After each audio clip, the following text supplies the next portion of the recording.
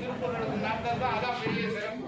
அதுவும் ஏறக்குறைய ஒரு 300 பேருக்கு மேல இந்த இடத்துல தான் ஒரு திருவள்ளுவர் சிலையை வச்சு ஒரு வண்டியில ஊர்வலமா மேலதாளத்தோட அதாவது வஞ்சலி கால் வரைக்கும் ஒரு ஊர்வலமா போய் அங்கே உட்காந்து அந்த பிள்ளைகளுக்கு பரிசுகளை கொடுத்து கட்டுரை வாசிச்சாங்க அவங்களுக்கு பரிசுகளை கொடுத்து அந்த நூல் வெளியிட்டு அவரவர்கள் சான்றிதழ் அப்படி ஐயா அவர்களும் ஒரு 25 இடத்துல நடத்தினாங்கன்றத ஒரு பெரிய வரலாறு.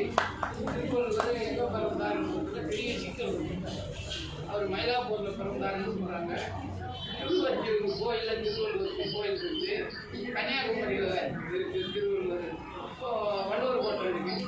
இத்தனை இடத்துலையும் திருவள்ளுவர் எங்க பிறந்தாருன்னு அவருடைய ஆய்வு பண்ணி ஒரு முடிவு தெரிவித்திருக்காரு. ஆராய்ச்சி எல்லாரும் பண்ணலாம், ஆனா முடிவு சொல்வது என்பது ஐயா மிக அருமையாக சொல்லி இருக்கிறார். அது என்னன்னு சொன்னா நாகர்கோயில் நாயனார் கட்சி ஐயன் திருவள்ளுவர் பிறந்த இடம். அந்த ஊருக்கு போய் அந்த இடத்தை ஆராய்ச்சி செய்து வெளியிட்டு கொடுக்கிறார். அது முக்கியமானது, சிறந்த கருத்து இருக்காரு. அது மட்டுமல்லாது அவர் மயிலை திருவள்ளுவர் கோயில், திருவள்ளுவர் கோயில், கன்னியாகுமரியில் அதாவது வரலாற்று பண்பாட்டு ஆய்வு மையத்தினுடைய தலைவர் பத்மநாபன் என்பவர் இருந்து இந்த ஊரில் தான் திருவள்ளுவர் பிறந்தார்னு சொன்னாங்க. எப்படியா நீங்கள் சொல்கிறீங்கன்னா அங்கே இருக்கிற அந்த சொல்லாட்சிகள் இருக்கு இல்லையா, அது முழுவதும் திருக்குறளில் பயன்படுது.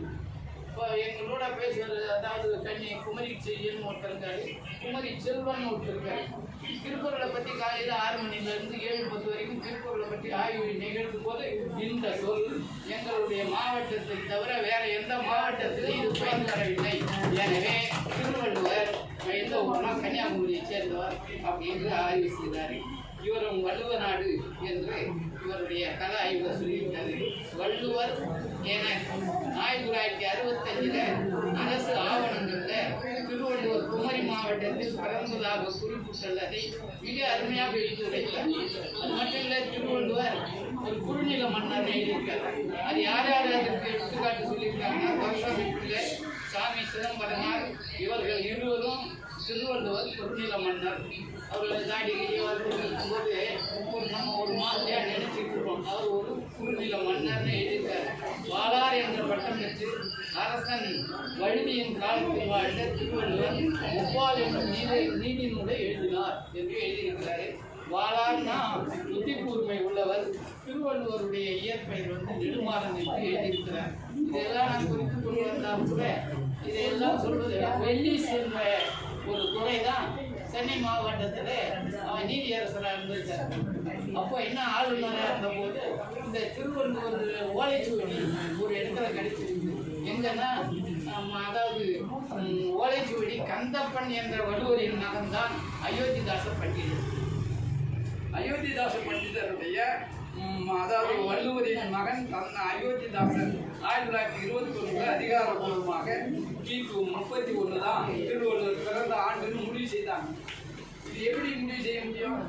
ஒரு திருவள்ளுவர் ஏதாவது மரமலேடிகள் அப்புறம் மூவா இது போன்ற சார்ந்தவர்களெல்லாம் கூடி திருவள்ளுவர் ஆண்டு அதுவும் தை மாதம் தான் அப்படின்னாரு. அதுக்குள்ள அதாவது வைகாசி விசாரத்தான் திருவள்ளுவர் பிறந்தாருன்னு அந்த ஆளுநர் ஒரு விழாவை பெரிய விழாவை நடத்தி அங்கே வரவங்களுக்கெல்லாம் விருது கொடுத்து அந்த திருவள்ளுவருக்கு என்ன செய்திருக்கிறாங்கன்னு சொன்னால் காயோட அடித்து அது நிகழ்ச்சியை நடத்துகிறாங்க. இதெல்லாம் இதை மறுபடியும் சில கருத்துக்களை சொல்லியிருக்காங்க.